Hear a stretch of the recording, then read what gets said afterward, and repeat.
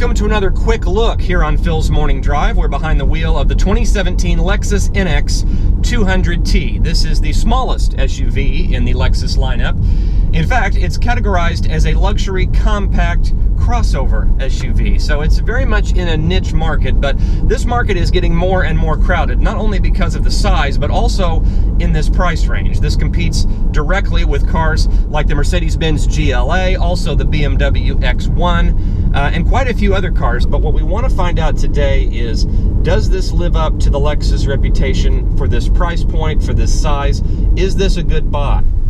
The neat thing about driving a Lexus crossover is they're really the company that introduced the crossover originally back in the late 90s with the RX model, which has now really grown in size. It's kind of interesting how some of these companies do things. The NX now slots below the RX in the lineup. It's not only smaller, but it's also a little bit more affordable.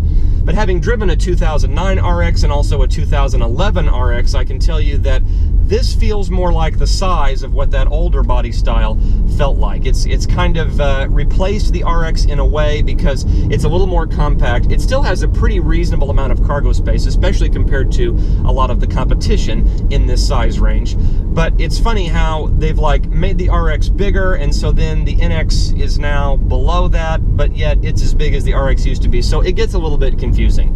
If cargo space is really important to you, I definitely recommend that you check out the RX because it has a little bit more space than this. But I don't find this to really be bad compared to the competition.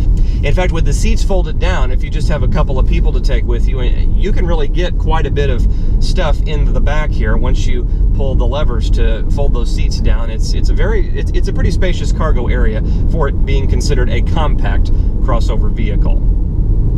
Buying this NX, if you want something of this size, you're not really compromising a ton on luxury because you have very nice materials, everything that you touch. This is a very soft and smooth steering wheel. These seats have been described by lots of folks as being like a marshmallow.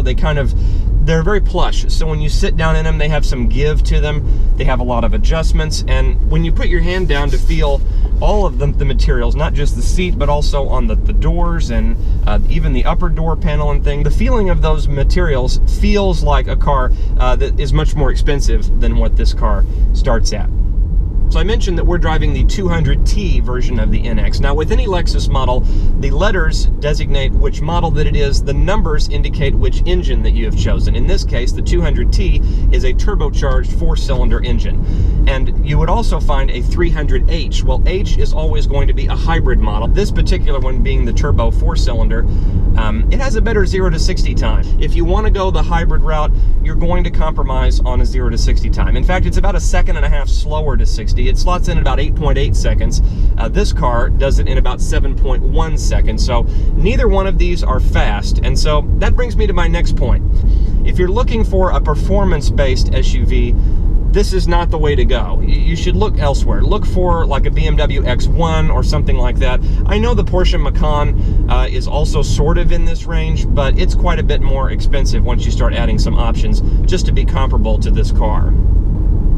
Back to pricing for a moment. $35,000 is the base price for the NX200t with front-wheel drive. If you add all-wheel drive, that adds about $1,400 to the price, and that doesn't make any difference whether you get the F-Sport or not. The all-wheel drive is an option. It's only standard if you choose the hybrid engine. But really, a very well-equipped version of this can be had in the low to mid $40,000 range, so that is very competitive with other cars of this size, and certainly the amount of amenities that you get as well. And really, if you choose every single option and you choose the hybrid, which is quite a bit more expensive, you're still looking at under $50,000 for a fully loaded car, which is pretty impressive, especially for a Lexus. Let's talk about that gas mileage. You're looking at 22 miles per gallon city and 28 miles per gallon on the highway, which is still really good. I think right now, as I look down here, we're averaging about 24 with mostly city driving, so I think that's a really nice place to be. If you do choose the hybrid model, it gets 33 miles per gallon in town and 30 on the highway.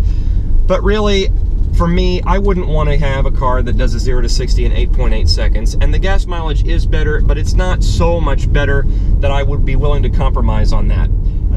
So let's talk pros and cons. Pros, definitely luxury and quiet. It's something that Lexus does very, very well, and I think you'll be hard-pressed to find something that has a base price in the upper 30s that's this quiet and this luxurious.